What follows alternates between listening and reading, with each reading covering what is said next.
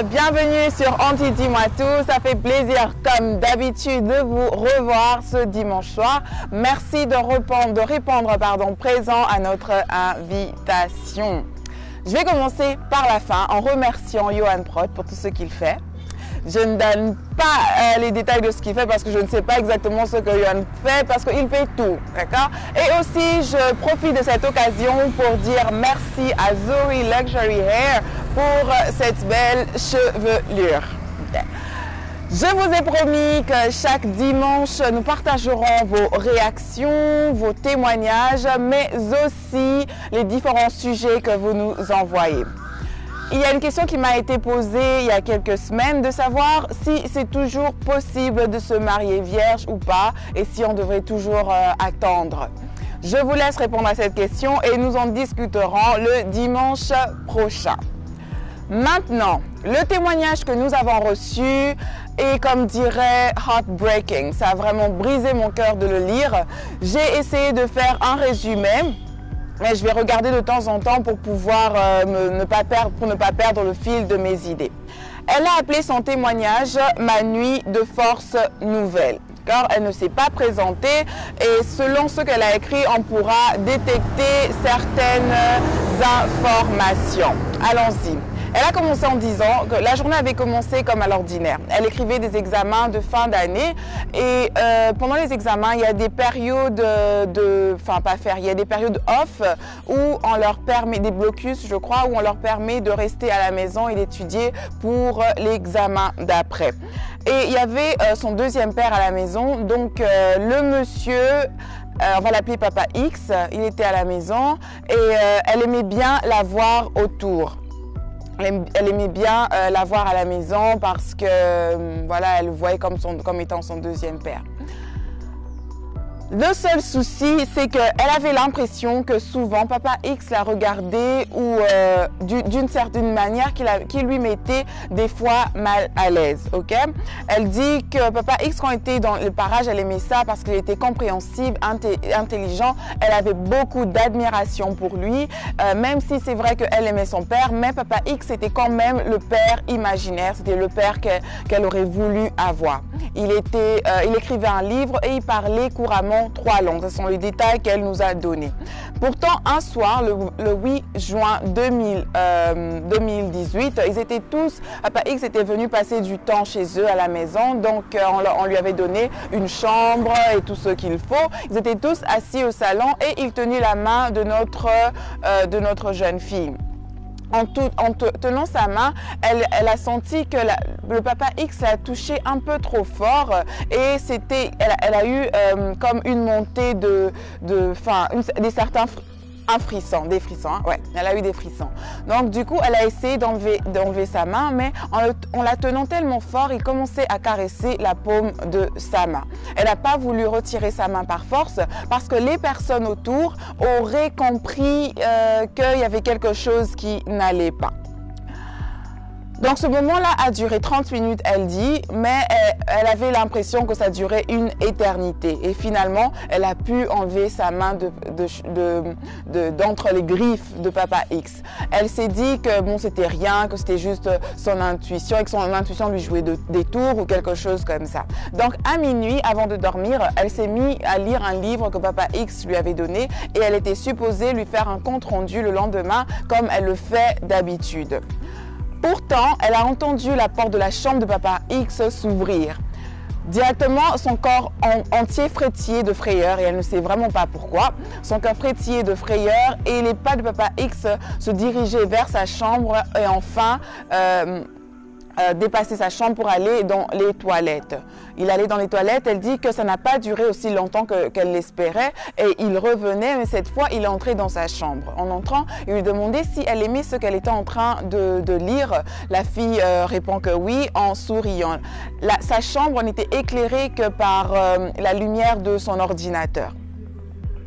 Donc Papa X la regarde et dit d'accord, c'est bien tout ça et directement l'embrasse passionnément. Je ne parle pas d'embrasser elle ne parlait pas d'embrasser et prendre dans ses bras, mais c'est vraiment quand on parle d'embrasser avec passion, on parle très souvent de son amoureux. Alors sur le moment, elle dit qu'elle était sur le choc, elle ne savait pas quoi faire et Elle ne savait pas quoi faire, donc elle a été tétanisée. Papa X se lève et est parti. Ce qui avait duré 1 minute normalement avait l'impression de durer encore une fois une éternité. Directement lorsqu'il est sorti de sa chambre, elle a fermé son ordinateur et elle est montée sur son lit. C'était des lits superposés, elle était au-dessus et qu'elle partageait la chambre avec ses petites sœurs. Donc du coup, sur le lit, elle dit que cette longue nuit lui semblait courte. Vous voyez, des fois quand vous n'avez pas dormi, vous avez l'impression que la nuit est longue, pourtant en même temps elle est courte. Moi, je comprends exactement ce qu'elle voulait dire. Elle a dit qu'elle était dégoûtée et elle ne comprenait pas. Il y avait un tas de questions qui lui passaient par la tête, donc elle ne comprenait exactement pas ce qui se passait. Je vais m'asseoir un peu parce que je suis fatiguée. Donc voilà, je disais, elle ne comprenait pas ce qui se passait, elle était dégoûtée, mais elle a essayé de s'endormir parce qu'elle écrivait son examen le lendemain matin. Le matin, elle a parlé à l'une de ses amies congolaises à l'école et pour lui dire la scène, tout ce qui s'est passé hier, pour lui raconter la scène d'hier. Sa copine lui disait mais que ce n'était rien, qu'elle aussi, l'ami de son père lui faisait des avances. Alors notre celle qui nous a envoyé le témoignage, nous dit que elle a senti qu'il n'y avait pas de sérieux dans ce que sa copine congolaise lui disait, donc elle est partie se confier à quelqu'un d'autre. Et le nom qu'elle a donné montre que c'est une sud-africaine, c'est des noms qui viennent surtout au sud de l'Afrique, donc je suppose que vu qu'elle avait envoyé ce témoignage en anglais, qu'elles viennent d'Afrique du Sud, donc elle vient d'Afrique du Sud. Donc du coup, sa copine sud-africaine lui dit d'en parler à la thérapeute. Il y a une thérapeute à l'école, chose qui est très bien. Je ne pense pas qu'il y ait ça ici en RDC, on devrait y penser. Elle a dit d'en parler à la thérapeute. Donc pendant que notre jeune fille écrivait son examen, tout ce qu'elle avait en tête, c'est de savoir comment elle allait aborder le sujet avec le thérapeute. Elle a donné le nom de la thérapeute, mais je ne veux pas la donner parce que ça peut, les gens sont assez intelligents pour trouver de qui il s'agit. Du coup, elle a raté son examen. Elle n'était pas concentrée du tout. Elle a raté son examen et elle définit tout ça comme étant un mauvais début de la journée. Elle arrive chez elle au moment où elle attendait d'être dans le calme, où elle voulait retrouver un peu de joie et tout ça. Et elle se rend compte que dans sa chambre a été donnée à Papa X. La chambre qu'elle partageait avec ses sœurs, c'est à Papa X et à une autre personne. Elle n'a pas compris, bon, elle est rentrée au salon et le soir, quand la nourriture était prête, sa mère l'a choisi elle, parce que je suppose qu'elle est l'aînée des filles, sa mère l'a choisi elle pour aller servir Papa X. Elle dit qu'elle ne sait pas pourquoi elle n'a pas dit non, mais en même temps, elle est quand même partie. Donc elle toque, elle ouvre la porte et le monsieur était assis, comme elle le définit, comme étant un roi dans son château en train d'attendre d'être servi. Il était en boxer.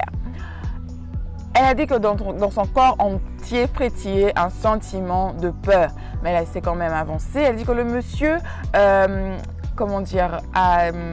ignorée pendant 5 secondes avant de se tourner vers elle et lui a dit « Allonge-toi sur le lit et dépose la nourriture à côté ». Elle nous écrit en disant que « Je ne sais pas pourquoi je n'ai pas dit non, mais j'ai juste fait ce qu'il m'a demandé ». Cette fois, il m'a touchée sur le bas de son dos, du dos de notre jeune fille. Elle a touché sur le bas du dos et beaucoup plus fort que quand il touchait sa main. Elle continue, ça fait très mal de redire ça comme ça, mais quoi qu'il en soit, on va aller jusqu'à la fin. Elle continue en disant qu'elle a senti son...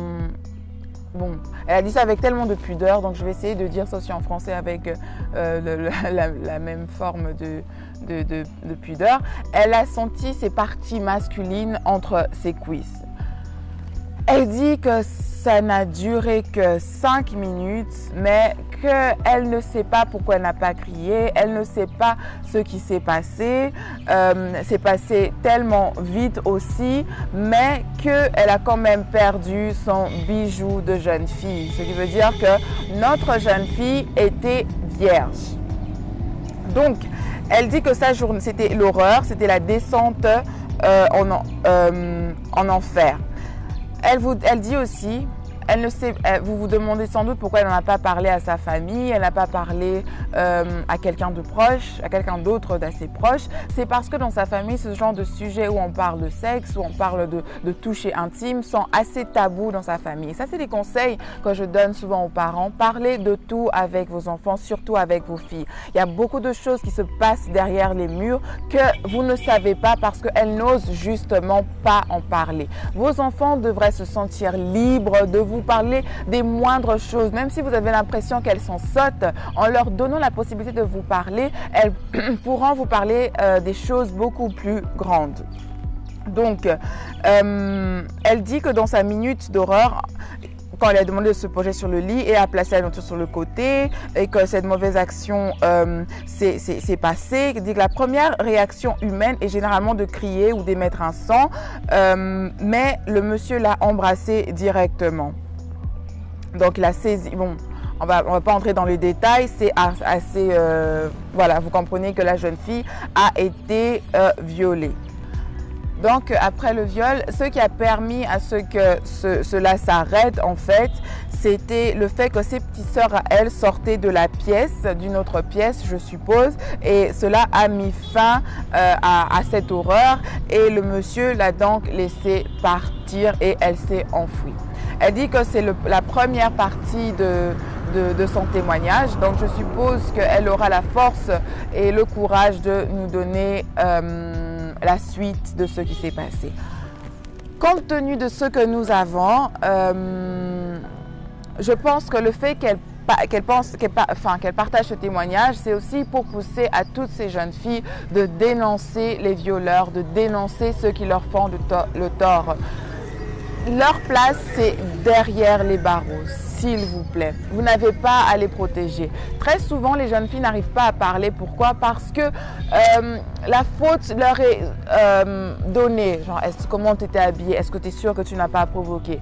Il n'y a pas de justification pour ça. S'il vous plaît, mettez-vous à la place de ces filles. Si c'était votre fille, ou bien si cela arrive à votre fille, est-ce que vous aimeriez qu'elle n'en parle pas? Si ça t'arrive à toi, pourquoi tu n'en parles pas? Parce que si tu n'en parles pas, il y a quelqu'un d'autre qui subira ce que tu as subi. Donc j'ai besoin que vous parlez de vos agresseurs, même dans la Bible, parce que j'aime bien toujours donner des témoignages selon ce qu'il y a dans la Bible. C'est que quand dans Deutéronome 22, Dieu a même dit que la personne qui fait des rapports sexuels avec une femme contre son gré, surtout si cette femme est vierge, doit être lapidée de mort. C'est vrai que l'Ancien Testament est assez extrême, mais c'est juste pour montrer la gravité de la situation. Le viol, lui, est condamné dans la Bible. Et aussi, il y a moment où la sœur, l'une des filles de Jacob a été violée aussi. Tous ses frères, Ruben et ses frères, sont allés venger sa sœur. Donc, je ne suis pas passée par là et je ne sais peut-être pas donner les conseils qu'il faut pour, mais d'abord je te dis merci d'avoir eu la force de partager ceci avec nous. Merci d'en parler et j'espère qu'en en parlant, tu pourras avoir la guérison qu'il faut. Et aussi, il y a un témoignage que j'ai entendu de ce qui se passe quand quelqu'un qu'on aime bien, parce que j'ai vu que tu avais beaucoup d'admiration pour cette personne, comment la personne qu'on aime peut nous faire du tort. Cela est aussi relié à l'histoire de Joseph. Joseph a aimé ses frères, mais ce sont ses frères qui l'ont trahi. Imaginez un peu ce que c'est d'entendre comment ils sont en train de discuter sur combien on va te marchander. Donc, on a tous une histoire dans notre passé qui nous fait très mal, mais nos blessures font de nous ce que nous sommes. Aussi, quand nous parlons des 5 langages de l'amour et de comment aimer une personne difficile à aimer, vous allez voir que c'est certaines personnes comme ça qui ont des blessures aussi fortes, très souvent ne se laissent même pas approcher, ne veulent même pas aimer, parce que la personne que j'ai aimée, la personne pour qui j'avais de l'admiration, m'a fait du tort. Et elle disait même, les yeux de cet homme que j'admire, ce deuxième papa que j'avais, se sont changés en monstres. Et qu'est-ce qui se passe quand cela se fait? C'est le pardon est la seule chose qui puisse libérer. C'est la seule chose que je peux te dire.